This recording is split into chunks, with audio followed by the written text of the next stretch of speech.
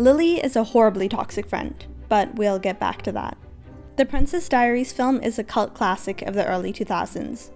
It's a rags-to-riches story of the shy Mia Thermopolis, who unexpectedly discovers she's the rightful princess of Genovia. You are Amelia Mignonette Thermopolis Rinaldi, Princess of Genovia. Mia goes on a journey of developing her self-confidence as she contemplates whether to accept her position as the princess or not. During my rewatch of the film, I was shocked to see how disrespectful and rude Mia's friend was to her. Lilly does nothing besides invalidate Mia's feelings and make her feel worse about herself. In the first sequence at the school, Mia's talking about how someone accidentally sat on her, and Lilly completely brushes over the story to point out Lana and Josh kissing. But this isn't even what caught me. What had my jaw on the floor was when Mia brought up her dad's passing. Lilly completely invalidates her feelings by saying it's already been 2 months. At least your dad's still alive. Hey, I thought you're getting over that. It's been what, 2 months? I know, but after all, he was my dad. Biologically, yes, but you never met the man. Just a nice card and gift on your birthday for 15 years? Be fair, okay? There's no timeline on grief. And just because Mia never met him doesn't mean that she can't be sad. All feelings are valid, and you shouldn't have to fight for your right to feel upset. After Mia gets her makeover, Lilly says she looks ridiculous and weird. Who destroyed you? Oh, you think it looks that bad? You look ridiculous. You should sue. Well, I know that it's a little straighter and shorter. Weirder? She continues to beat Mia down, yelling at her for changing. This even makes Mia cry at the back of the car and become self-conscious about her appearance. She covers her hair with a large hat, and even that isn't enough to keep Lilly quiet. Do you really think wearing that hat is going to keep people from seeing your new Xanadu?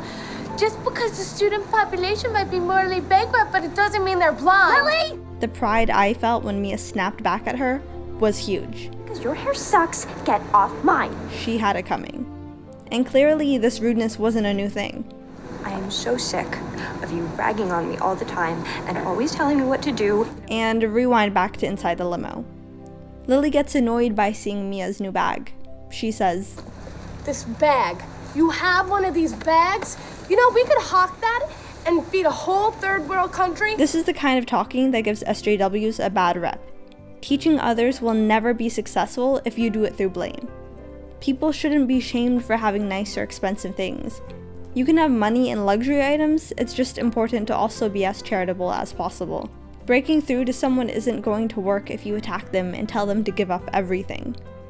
And Mia was still kind, caring, and generous. She didn't get what she had at the expense of someone with less. Lilly's anger is also highly hypocritical. She gets mad at Mia for the new things she has access to, but she's simultaneously benefiting from them. Okay, but let's take the limo tomorrow. These hills are killing me.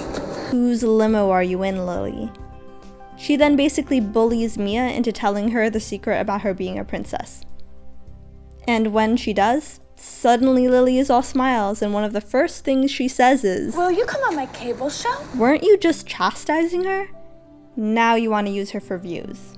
Lilly is only okay with Mia having the spotlight if it also illuminates what she wants. Lilly's saving grace is that she does end up apologizing and taking accountability.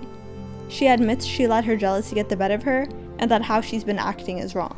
I didn't mean it. Just the green monster of jealousy came out because you were Miss Popular and I thought I was losing my best friend, so I got angry and upset and hurt. And I told you, I need an attitude adjustment. It takes a lot of courage to admit your faults, and jealousy is not an easy feeling to confess. Everyone experiences jealousy, but no one talks about it because it exposes your insecurity. But I think speaking about your feelings of jealousy can help relinquish its control over you, and help you to realize that the resentful emotions you're experiencing are due to your own insecurities and worries.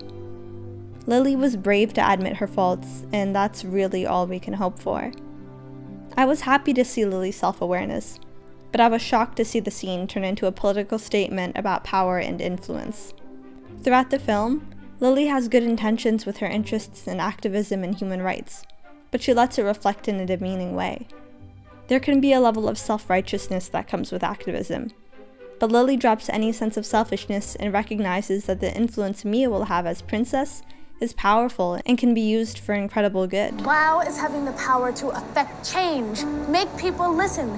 How many teenagers have that power? What more of a miracle do you want? At the end of the day, Lilly wants to help the world, but she doesn't have the reach to do that at great lengths. I just found out that my cable show only reaches 12 people. Wanting to rock the world, but having zip power like me, now that's a nightmare. Even if it's not her enacting change, she's happy for anyone with good intentions and morals to have influence, and she has the utmost trust in Mia to bring good to the world. It takes Lilly a while to show it, but she's a caring person who wants the best for the world. And I think by the end of the film, Mia and Lilly grew because of their more developed confidence, proving that with self-worth, you can rise to your full potential.